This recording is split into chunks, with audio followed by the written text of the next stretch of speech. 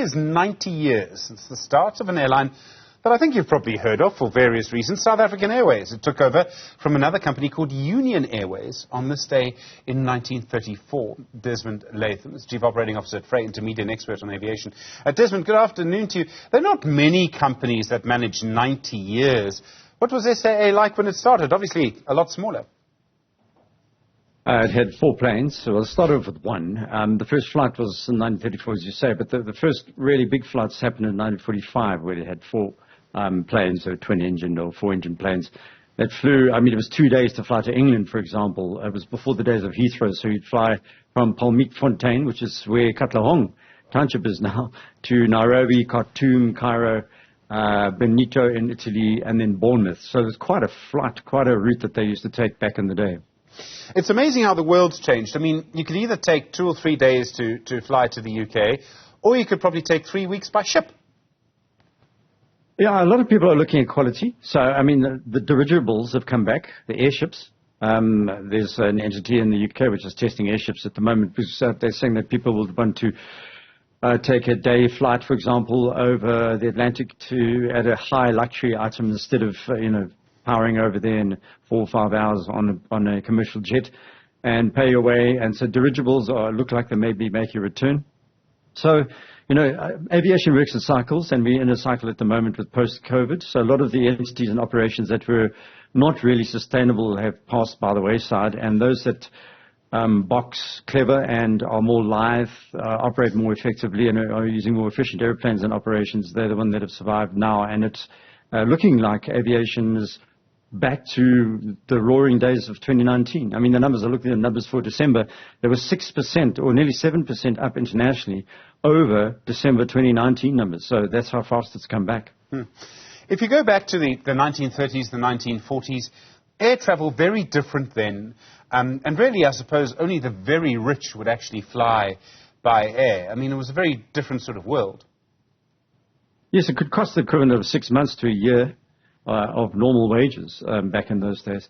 So, and the planes could only take 20 or 21 people at a time. They weren't the large planes of today, the A380s with their almost 400 passengers. So you had to pay for your way. But I mean, it's interesting to note too that the first flights up until the 50s didn't have cabin crew. You kind of bought your own packaged food onto it, very much like cheap airliners today. So as I said today, so we have this cycle going on in international aviation, but there's some fascinating stories about SAA's start. I mean, one of the most important ones I think I need to mention was 1976 when the Boeing 747 arrived in Johannesburg, in Cape Town, from Seattle. It was the longest ever, it was a world record for non-refueled commercial aircraft, a direct trip. No one had ever done that kind of distance before. So, I mean, SAA has racked up quite a few records in its time. The other thing that's probably done relatively well, touch wood, is its safety record. I think there was one crash in, I can't remember, the 40s. I know it involved a Dakota. That was a long time ago. And then, of course, there was the Helderberg, and there's still all sorts of stories about the Helderberg and Red Mercury and things. But other than that, it seems to have had a relatively good record. Relatively, there's 5 crashes, one in East London in the 60s. Then, of course, the main one, which was South African Airways, also flew the first jet. In 1952, in 1954, one of those jets, the Havilland Comet, actually ripped apart. Its windows were badly designed. Can you believe it? They used rectangular windows, and it decompressed massively, and 21 died there. That was in 1954. Then Namibia was almost a brand new 707, flew to the ground, where the pilots seemed to have been. It's called a black hole in our terminology, where you can't really see the ground and the horizon becomes one. And they crashed, 25 passengers and crew died there. And in 1968, and then Helderberg, of course, the 295, the famous one. All sorts of rumor mongering about that and conspiracy theories. But that was the last major crash, thank goodness. And touch wood, we have a very, very good standard here in South Africa. We take that for granted sometimes. I'm sure people have flown around the world know that. When you have an experience, as I've had in international airlines, doesn't matter where you fly, you kind of get used to our really good pilots and operators here. So that is a positive now. So we went through a bit of a bad patch at a point. And then in the last 20 years, I mean, SAA has become a sort of political story in a way. We've had so many financial problems. There was the state capture era. And the industry around SAA has changed. And it's interesting, I was thinking that, you know, when aviation first started, the industry first started in the United States, really, here as well, it was kind of private players. Now private players are sort of going back, and the SAA soon, or kind of is, depending on the sort of stage of that deal, 51% privately owned.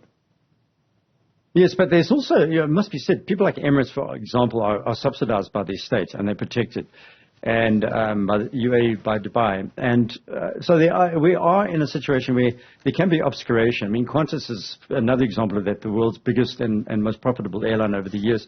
It's had a lot of problems recently with some of the decisions it made about seats, for example, post-COVID, and the CEO was booted out there.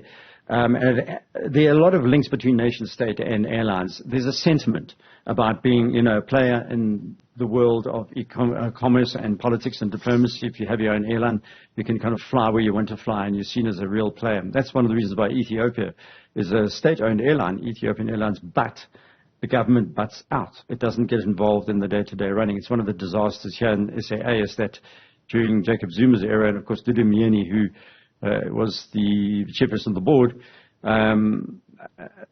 took the airline from making a profit of $500 million a year roughly to making a loss of $5 billion, nearly $6 billion in 2015, for example, and kept making losses until eventually went into business rescue, and all sorts of reasons for that. I mean, we need 2 hours to explain that. But the bottom line is that there were some suspicious decisions taken over the leasing of aircraft. The senior executives and other members started paying themselves lots of money. There's a lot of questions about the involvement of third parties in these deals, so-called entrepreneurs. So the long and the short of it is, at the same time as world airlines were trimming the operations and getting government to move away slightly, in South Africa we had the reversal of that, and the effect was almost bankruptcy for this airline, well, technically bankrupt airline. Desmond Latham, thank you very much indeed. Do appreciate the time. Aviation expert here on Newsfeed this afternoon. Well, staying in the air, I realize I'm on the ground.